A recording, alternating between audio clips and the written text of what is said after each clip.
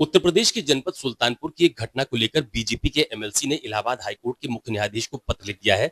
इस वक्त मेरे साथ देवेंद्र प्रताप सिंह जी मौजूद हैं, जो कि भारतीय जनता पार्टी के एमएलसी भी हैं, और सुल्तानपुर की घटना को लेकर उन्होंने इलाहाबाद हाईकोर्ट के मुख्य न्यायाधीश को पत्र भी लिखा है। देवेंद्र जी, पहले तो मुझे बताइए कि सुल्तानपुर की ऐसी कौन सी घटना है जिसको लेकर आपको सीधे मुख्य न्यायाधीश को पत्र लिखना पड़ गया? देखिए, सुल्तानपुर के एक सहयोगी दल के माननीय विधायक हैं। वे पिछले 9 वर्षों से वहां के एक प्रतिष्ठित राजनीतिक परिवार को झूठे मामलों में फंसाने की कोशिश कर रहे थे। हर बार उनकी झूठी शिकायतों की जांच होती थी और जांच में सारी शिकायतें झूठी पाई गई। इस बार वे साजिश के तहत राणा अजीत प्रताप सिंह, जो सहयोगी दल से चुनाव लड़ चुके हैं सागंज से, उनके पूरे परिवार को एक झूठे मामले में फंसा दिए। 2 यादव परिवारों के बीच में संपत्ति का विवाद था। 14 मार्च को एक समझौता कराने के लिए दोनों के बीच में पंचायत रखा गया था। माननीय विधायक जी पूरी साजिश बना करके स्वयं चले गए वैष्णो देवी। अकेले अजीत राणा प्रताप सिंह पहुंचे और वहां तनावपूर्ण माहौल देखकर वो चुपचाप शांत भाव से चले आए। 15 मार्च 2026 को दोनों यादव परिवारों में मारपीट हो गई, हिंसक झड़प हो गई। विधायक जी के गुर्गे भी गोली चला रहे थे उसमें, और राणा अजीत प्रताप का पूरा खानदान 120 में मुलजिम बना दिया गया। सभी लोग अपने घर से गिरफ्तार हो गए। उनके एक भाई, बड़े भाई रिटायर्ड पीसीएस अधिकारी हैं। जब ये घटना सुने तो लखनऊ से सुल्तानपुर जा रहे थे और पुलिस ने आने पर उनको भी और उनके बेटे को गिरफ्तार कर लिया। मैंने पुलिस कप्तान को फोन किया तो पुलिस कप्तान ने मुझे स्वयं स्वीकार किया कि उनके बड़े भाई और उनका बेटे का कोई रोल नहीं है। फिर भी कोई उत्पीड़न की कार्रवाई रुकी नहीं। पुलिस कप्तान ने अपने पुलिस की बैठक में अपने अफसरों के बीच ये कहा कि संजय सर का फोन आया था, सारी की सारी धाराएं लगा देनी है। पूरे प्रदेश के इतिहास में ऐसी कभी कोई घटना नहीं घटी जिसमें मारपीट की घटना में इनाम घोषित हो गया हो।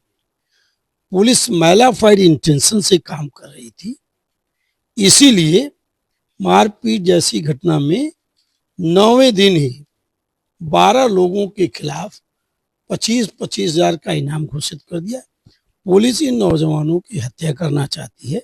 संविधान का अनुच्छेद 21 देश के हर नागरिक को जीवन जीने का अधिकार देता है। उन अधिकारों की संवैधानिक प्रावधानों की रक्षा की जानी चाहिए। मैं आज एसीएस होम से मिलकर पूरी बात उन्हें बताया और यह भी बताया कि पुलिस कप्तान आप ही का नाम ले रही है। कोई सुखद परिणाम नहीं था। बातचीत में उन्होंने सीधे कप्तान को फोन करने के बजाय किसी एडीजी को फोन किया, घुमा फिरा के। तो मुझे बहुत निराशा हुई और मैं माननीय न्यायालय को पत्र लिखने का फैसला कर लिया। मुझे न्यायालय पर पूरा भरोसा है कि न्यायालय इस तरह के दुष्कृत्यों को एक आपराधिक कृत्य करने जा रहे। वहां की पुलिस कप्तान 25-25 हजार का इनाम किस लिए घोषित किया गया? ये जो 12 लोगों की सूची आपने दी है, ये लोग अभी जेल में हैं कि बाहर हैं? सब लोग? ये सब बाहर हैं। मतलब ये लोग फरार हैं, इनको फरार घोषित किया? फरार घोषित किया, जबकि नामजद मुलजिम नहीं थे। अपने पास से कुछ आपराधिक पृष्ठभूमि के लोगों का नाम डाल दिया और कुछ जो शहरी आम नागरिक हैं उनको भी इन सबकी हत्या करना चाहती है पुलिस कप्तान। और उसका कहना है कि संजय सर के कहने पर रही हूँ। मैंने बात एसीएस होम से बताया भी। उन्होंने हंसते हुए कहा आप जानती हैं उसको, यही कहा उन्होंने। क्या ये तो बड़ी अजीब सी बात हो गई कि सहयोगी दल के विधायक हैं, उत्तर प्रदेश में सहयोगी दल के विधायकों के सहयोग से सरकार चल रही है, आप बीजेपी के सिटिंग एमएलसी हैं, आपको मतलब कोर्ट को चिट्ठी लिखनी पड़ रही है। न्यायालय में हमारी गहरी आस्था है भाई। एसीएस होम से तो बड़ा कोई अफसर है नहीं। जब वहाँ हमारी बात नहीं सुनी गई तो हमारे पास अंतिम विकल्प न्यायालय है बचता है। इसलिए मैंने न्यायालय को से गुहार किया कि पुलिस कप्तान को इन लोगों की हत्या करने से रोका जाए। अच्छा, जो मुकदमा पंजीकृत किया गया है उसमें आरोप राणा जीत प्रताप सिंह जी उनके परिवार पर भी है कि उन्होंने भी मारपीट की है। वो तो थे ही नहीं, वो तो अपने घर बैठे, तो उनको पता नहीं था कि मारपीट हो गई। वो घर बैठे, अच्छा कोई मारपीट करेगा तो घर बैठे रहेगा। उनको तो घर बैठे जब पुलिस ने बताया जब आप मुरली में, और पुलिस गई उनको गिरफ्तार कर ली। उनके बड़े भाई रिटायर्ड पीसीएस अधिकारी लखनऊ थे, सुने अपने भाई से मिलने गया, पुलिस ने उनको कहा आप कहाँ जा रहे हैं, आप ही चलिए। पुलिस कप्तान ने स्वयं उसे स्वीकार किया। और एक एसीएस होम एक है कि वो कैसी है आप जानते हैं, सब जानते हैं, तो इसका मतलब है कि उनकी भी आइडिया उसके बारे में ठीक नहीं है। ये इस तरह की बात कह के तो आप मतलब पुलिसिंग पर सवाल खड़ा कर रहे हैं कि मतलब उत्तर प्रदेश में पुलिसिंग ठीक नहीं है क्या? बिल्कुल, उत्तर प्रदेश के गुंडे तो सब मारे जा चुके, गैंगस्टर की कमर टूट गई, अब पुलिस गुंडों का स्थान ले ली है।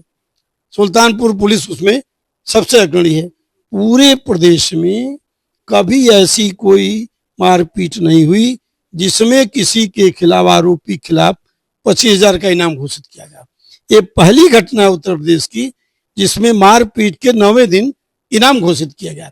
इसका मतलब है पुलिस की मंशा दूषित है, पुलिस आपराधिक मानसिकता रखती है, पुलिस इन नौजवानों की हत्या करना चाहती है।